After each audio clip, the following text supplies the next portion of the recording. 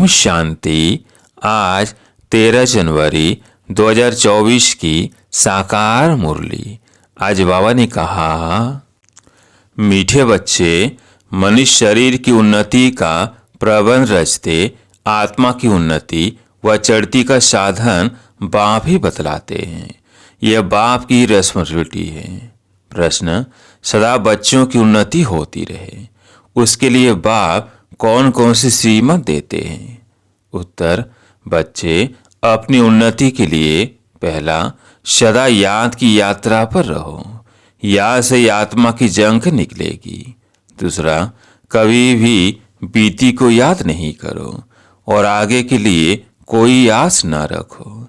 तीसरा, शरीर निर्वाह के लिए कर्म भले करो, लेकिन जो भी टाइम मिले वो वेस्ट नहीं करो। बाप की याद में टाइम सफल करो। चौथा, कम से कम 8 घंटा ईश्वरीय सेवा करो तो तुम्हारी उन्नति होती रहेगी। ओम शांति। रूहानी बाप बैठ रूहानी बच्चों को अथवा आत्माओं को समझाते हैं। मनुष्य कहते हैं आत्मा की रेस्पॉन्सिबिलिटी है परमात्मा के ऊपर।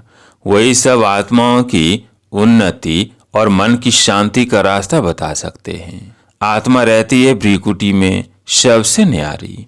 अक्सर करके रोग होते हैं शरीर में या भ्रीकुटी में नहीं, बल्कि सिर में दर्द पड़ेगा। परंतु जो आत्मा का तख्त है वहाँ कोई तकलीफ नहीं होगी, क्योंकि उस तख्त पर आत्मा विराजमान है। अब आत्मा की उन्नति अथवा शांति देने वाला सर्जन तो एक ही परमात्मा है। जब आत्मा की उन्नति हो तब आत्मा को हेल्थ वेल्थ भी मिले। शरीर को तो कितना भी करो उससे कोई उन्नति नहीं होगी। शरीर की कुछ न कुछ खिटपिट तो हो शरीर की कुछ न कुछ खिटपिट तो रहती है। आत्मा की उन्नति तो सिवाय बाप के कोई कर न सके, और सब दुनिया में शरीर की उन्नति का प्रबंध रचते हैं। बाकी आत्मा की चढ़ती कला व उन्नति होती नहीं है, वह तो बाप ही सिखलाते हैं। सारा मदार आत्मा पर है। आत्मा ही 16 कला बनती है, फिर आत्मा ही बिल्कुल कला रहित हो जाती है। 16 कलाएं बनती है, फिर कला कम कैसे होती है, ये भी बाप ही समझाते हैं।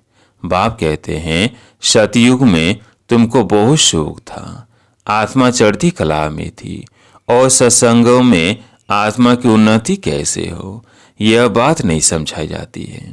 वह जिस्मानी नशे में रहते हैं, देह अभिमान है। बाप तुमको देही अभिमानी बनाते हैं। आत्मा जो तमो प्रधान बनी है उनको शतो प्रधान बनाना है। यह सब है रूहानी बातें, वहाँ जिस्मानी बातें। सर्जन लोग एक हार्ट निकाल दूसरा डालते हैं, उनका आत्मा से कोई ताल्लुक नहीं। आत्मा तो भ्रीकुटी में रहती है, उनका ऑपरेशन आदि कुछ नहीं होता। अच्छा, बाप समझाते हैं कि आत्मा की उन्नति तो एक ही बार होती है। आत्मा जब तम प्रधान हो जाती है तब आत्मा की उन्नति करने वाला बाप आता है। उनके बिगर किसी भी आत्मा की चढ़ती कला हो न सके। बाप कहते हैं ये छी तम प्रधान आत्माएं मेरे पास आ न सके। तुम्हारे पास जब कोई आते हैं तो कहते हैं शांति कैसे मिले अथवा उन्नति कैसे हो, परंतु यह नहीं जानते कि उन्नति के बाद हम कहाँ जाएंगे, क्या होगा। पुकारते हैं पति से पावन बनाओ, जीवन मुक्ति धाम में ले जाओ, तो आत्माओं को ही ले जाएंगे ना। शरीर तो यहीं खत्म हो जाएंगे, परंतु यह बातें किसकी बुद्धि में नहीं है। यह है ईश्वरीय मत, बाकी वह सब है मानव मत। ईश्वरी मत से एकदम आसमान में चढ़ जाते हो, शांति धाम सुख धाम में। फिर ड्रामानुसार नीचे भी उतरना ही है। आत्मा की उन्नति के लिए बाप की सिवाय और कोई सर्जन नहीं। सर्जन फिर तुमको आप समान बनाते हैं। कोई तो बहुतों की उन्नति अच्छी करते हैं, कोई मीडियम, कोई थर्ड, औरों की उन्नति करते हैं। आत्मा की उन्नति का जवाबदार है ही एक बाप। दुनिया में ये किसको मालूम नहीं है।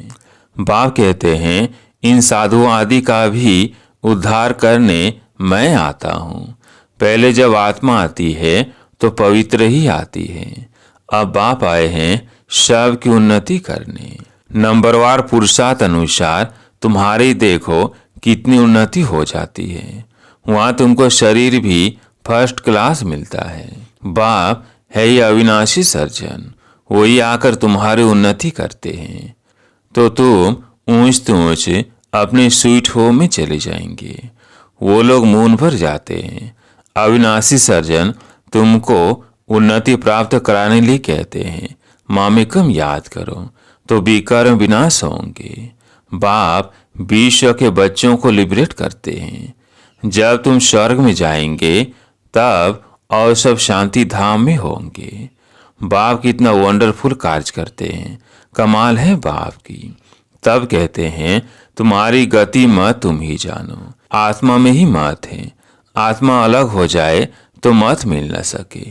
ईश्वरी मत से चढ़ती कला, मानव मत से उतरती कला, यह भी ड्रामा में नोंद है। वो लोग समझते हैं अभी स्वर्ग बन गया है, आगे चलकर मालूम पड़ेगा कि यह नर्क है वह स्वर्ग। भाषा के ऊपर कितना हंगामा करते हैं। दुखी है ना, स्वर्ग में दुख होता नहीं, अर्थ केक भी नहीं होगी। अब पुरानी दुनिया का विनाश है, वहां से माल निकालते हैं। होना है फिर स्वर्ग बन जाएगा। फिर आधा कल्प वह भी गुम हो जाता है। कहते हैं द्वारिका सागर के नीचे चली गई। सोने की चीजें नीचे दब गई है, सो तो जरूर अर्थक्वेक से नीचे जाएंगी। समुद्र को थोड़ी खोद कर निकालेंगे, धरती को खोदते। बाप कहते हैं मैं सब को उपकार करता हूँ, मेरा फिर सब अपकार करते गाली देते। मैं तो अपकारी का भी उपकार करता हूँ तो मेरी जरूर महिमा होनी चाहिए। भक्ति मार्ग में देखो कितना मान है। तुम बच्चे भी बाप की कितनी महिमा करते हो। चित्र में 32 गुण दिखाए हैं। अभी तुम भी बाप जैसे गुणवान बन रहे हो तो कितना पुरुषार्थ करना चाहिए। टाइम वेस्ट नहीं करना चाहिए। बहुत हाईएस्ट बाप पढ़ाते हैं तो रोज जरूर पढ़ना चाहिए। यह अविनाशी बाप भी है, टीचर भी है। पिछाड़ी में आने वाले पुराने से भी तीखे जा रहे हैं। अब सारी दुनिया की उन्नति हो रही है बाप द्वारा। श्री कृष्ण को भी गुणवान बनाने वाला बाप है, सबको देने वाला है, बाकी सब लेते हैं। यह घराना बन रहा है नंबरवार पुरुषार्थ अनुसार। बेहद का बाप देखो कितना मीठा और कितना प्यारा है। ऊंचे तो ऊंचे बाप द्वारा अब सब की उन्नति हो रही है, बाकी तो सबको सीढ़ी उतरनी है। कमाल है बाप की। भल खाओ पियो सब कुछ करो, सिर्फ बाबा के गुण गाओ। ऐसे नहीं बाबा की याद में रहने से खाना नहीं खा सकते। रात को फुर्सत बहुत मिलती है, 8 घंटा तो फुर्सत है। बाप कहते हैं कम से कम 8 घंटा इस गवर्नमेंट की सर्विस करो। जो भी आए उनको आत्मा की उन्नति के लिए रास्ता बताओ। जीवन मुक्ति माना विश्व का मालिक और मुक्ति माना ब्रह्मांड का मालिक। ये समझाना तो सहज है ना, परंतु तकदीर में नहीं है तो तदबीर क्या कर सकेंगे। बाप समझाते हैं कि बाप की याद सिवाय आत्मा की जंग निकल नहीं सकती। बल ज्ञान सारा दिन सुनाओ, परंतु आत्मा की उन्नति का उपाय याद के सिवाय और कोई नहीं। बाप बच्चों को बहुत प्यार से रोज रोज समझाते हैं, परंतु अपनी उन्नति करते हैं वह नहीं करते हैं। वह हर एक खुद समझ सकते हैं। यह सिर्फ तुम नहीं सुनते हो, परंतु सब सेंटर वाले बच्चे सुनते हैं। यह टेप रखी है, यह भी अपने में आवाज भरकर जाती है सर्विस पर। यह बहुत सर्विस देती है। बच्चे समझते हैं शिबा की मुरली हम सुनते हैं। तुम्हारे द्वारा सुनने से इनडायरेक्ट हो जाता है, फिर यहाँ आते हैं डायरेक्ट सुनने के लिए। फिर बाबा ब्रह्मा मुख द्वारा सुनाते हैं। अथवा मुख द्वारा ज्ञान अमृत देते हैं। इस समय दुनिया तमो प्रधान हो गई है, तो उस पर ज्ञान की वर्षा चाहिए। वो पानी की वर्षा तो बहुत होती है, उस पानी से तो कोई पावन बन नहीं सकता। यह है सारे ज्ञान की बात। बाप कहते हैं, अब जागो, मैं तुमको शांति धाम ले जाता हूँ। आत्मा की उन्नति भी इसमें है। बाकी सब है जिस्मानी बातें, रूहानी बातें सिर्फ तुम ही सुनते हो। परमपति भाग्यशाली सिर्फ तुम ही बनते हो। बाप है गरीब निवाज, गरीबी सुनते हैं। तब बाप कहते हैं, अहिल्याओं गणिकाओं को भी समझाओ। सतयुग में ऐसी बातें नहीं होती। वह बेहद का शिवालय, अब है बेहद का वैशालय, बिल्कुल ही तमो प्रधान है। इससे जास्ती मार्जिन नहीं है। अब इस पति दुनिया को चेंज होना है। भारत में राम राज्य और रावण राज्य होता है। जब अनेक धर्म हो जाते हैं तब अशांति हो जाती है। लड़ाई तो लगती ही रहती है। अब तो बहुत जोर से लड़ाई लगेगी। कड़ी लड़ाई लग फिर बंद हो जाएगी, क्योंकि राजाई भी स्थापन हो, कर्मातीत अवस्था भी हो। अभी तो कोई कह न सके। वो अवस्था आएगी तो पढ़ाई पूरी हो जाएगी, फिर ट्रांसफर हो जाएंगे अपने पुरुषार्थ अनुसार। इस भंबोर को आग तो लगनी है, फटाफट विनाश हो जाएगा। उनको खूनी नायक खेल कहा जाता है। नायक सब मर जाएंगे, रक्त की नदियां बहेंगी, फिर घी दूध की नदियां बहेंगी, हाहाकार से जय जयकार होगी। बाकी सब अज्ञान निद्रा में सोते सोते ही खत्म हो जाएंगे। बड़ी युक्ति से स्थापना होती है। विघ्न भी पड़ेंगे, अत्याचार भी होंगे।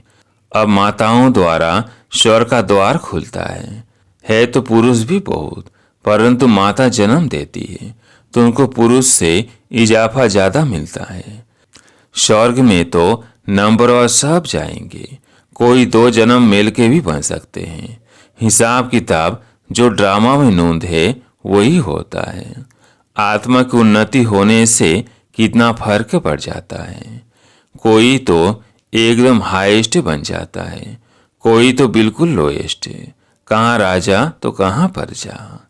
मीठे मीठे बच्चों को बाप समझाते हैं, अब पुरुषार्थ करो, योग से पवित्र बनो, तब धारणा हो। मंजिल बहुत बहुत ऊंची है।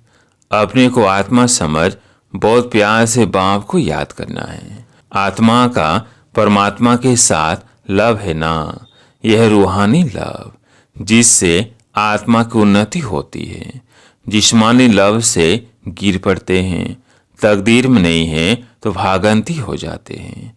यज्ञ की बड़ी संभाल चाहिए। माताओं की पाई पाई से यज्ञ की सर्विस हो रही है। यहाँ गरीबी साहूकार बनते हैं।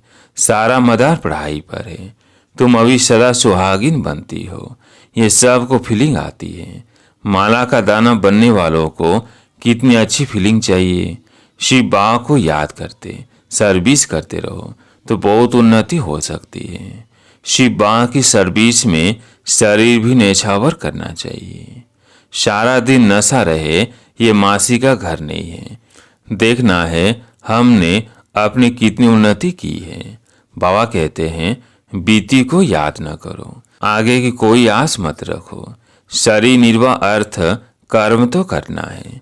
जो टाइम मिले उसमें बाप को याद करो तो विकर्म विनाश होंगे। बाबा बांधलियों को भी समझाते हैं कि तुम्हें पति को बहुत नम्रता प्यार से समझाना है। कोई मारे तो उन पर फूलों की वर्षा करो। अपने को बचाने की बड़ी युक्ति चाहिए। आंखें बड़ी शीतल चाहिए, कभी हिले नहीं। इस पर अंगद का भी मिसाल है, बिल्कुल अडोल था। तुम सब महावीर हो। जो कुछ पास्ट हुआ उनको याद नहीं करना है। सदैव हर्षित रहना है। ड्रामा पर अटल रहना है। बाप खुद कहते हैं, मैं भी ड्रामा के बंधन में बांधा हुआ हूँ, बाकी और कोई बात नहीं। श्री कृष्ण के लिए लिखा है, सुदर्शन चक्र से मारा। यह सब कथाएं हैं। बाप तो हिंसा कर न सके, यह तो बाप टीचर है, मारने की बात नहीं है। यह बातें सभी समय की हैं। एक तरफ ढेर मनुष्य हैं, दूसरे तरफ तुम हो। जिनको आना होगा आते रहेंगे, कल पहले मिसल पद पाते रहेंगे। इसमें चमत्कार की बात नहीं। बाप रहम दिल है, दुख हरता सुख करता है। फिर दुख कैसे देंगे? अच्छा, मीठे मीठे सिगिलते बच्चों प्रति माता पिता बाप दादा का याद प्यार और गुड मॉर्निंग। रूहानी बाप की रूहानी बच्चों को नमस्ते। हम रूहानी बच्चों की रूहानी बाप दादा को याद प्यार गुड मॉर्निंग नमस्ते नमस्ते। धारणा के लिए मुख्य सार। पहला पॉइंट है, कम से कम 8 घंटा ईश्वरीय गवर्नमेंट की सर्विस कर अपना टाइम सफल करना है। बाप जैसा गुणवान बनना है। दूसरा पॉइंट है, जो बीता उसे याद नहीं करना है। बीती को बीती कर सदैव हर्षित रहना है। ड्रामा पर अडोल रहना है। आज प्यारे मीठे बाबा का वरदान, संकल्प, बोल और कर्म के व्यर्थ को समर्थ में परिवर्तन करने वाले होली हंस भव। संकल्प, बोल और कर्म के व्यर्थ को समर्थ में परिवर्तन करने वाले होली हंस भव। होली हंस का अर्थ है संकल्प, बोल और कर्म के व्यर्थ को समर्थ में परिवर्तन करने वाले। क्योंकि व्यर्थ जैसे पत्थर होता है, पत्थर की वैल्यू नहीं, रत्न की वैल्यू होती है। होली हंस फौरन परख लेता है कि यह काम की चीज नहीं है, यह काम की है। कर्म करते सिर्फ ये स्मृति मज रहे कि हम राजयोगी नॉलेजफुल आत्माएं रूलिंग और कंट्रोलिंग पावर वाली है, तो व्यर्थ जा नहीं सकता। ये स्मृति होली हंस बना देगी। स्लोगन, जो स्वयं को इस देह रूपी मकान में मेहमान समझते हैं वही निर्मोही रह सकते हैं। जो स्वयं को इस देह रूपी मकान में मेहमान समझते हैं वही निर्मोही रह सकते हैं। अब व्यक्ति साइलेंस द्वारा डबल लाइट फरिश्ता स्थिति का अनुभव करो। जैसे जब कोई ऐसा दिन होता है तो चलते फिरते ट्रैफिक को भी रोककर 3 मिनट साइलेंस की प्रैक्टिस कराते हैं। चलते हुए सभी कार्यों को स्टॉप कर लेते हैं। ऐसे आप भी कोई कार्य करते हो या बात करते हो तो बीच बीच में ये संकल्पों के ट्रैफिक को स्टॉप करने का अभ्यास करो। 1 मिनट के लिए भी मन के संकल्पों को, चाहे शरीर द्वारा चलते हुए कर्म को, बीच में रोक कर अपने फरिश्ते स्वरूप में स्थित हो जाओ। अच्छा, ओम शांति।